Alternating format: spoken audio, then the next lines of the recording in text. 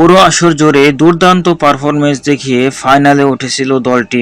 Bat ball দুই বিভাগেই ছিল আত্মবিশ্বাসের ছাপ। তবে শিরোপার শেষ লড়াইয়ে এসে হঠাৎ করেই যেন ছন্দ হারিয়ে ফেলছে দল। ফাইনালের গুরুত্বপূর্ণ ম্যাচে প্রত্যাশিত পারফরমেন্স না পাওয়ায় হতাশ সাকিব আল হাসান। পুরো আসরে দারুণ খেলার পর শিরোপা নির্ধারণী ম্যাচে এমন ছন্দপতনে কোনোভাবেই মেনে নিতে পারছেন না এই অভিজ্ঞ অলরাউন্ডার। ফাইনালে ছোটখাটো ভুলগুলোই বড় হয়ে দেখা দিয়েছে। ব্যাটিংয়ে প্রয়োজনের সময় রান না পাওয়ায় এবং বোলিংয়েও প্রত্যাশিত চাপ তৈরি করতে না পারায় ম্যাচের নিয়ন্ত্রণ ধীরে ধীরে প্রতিপক্ষদের হাতে চলে যায়। পুরো আসরে যে দলটি আত্মবিশ্বাসের সঙ্গে এগিয়েছে, ফাইনালে তাদের এমন পারফরমেন্স তাই আরও বেশি হতাশ করেছে সাকিবকে। শেষ ম্যাচে নিজেদের সেরাটা না দিতে পারায় আক্ষেপে এখন সবচেয়ে বড় দেখা দিচ্ছে।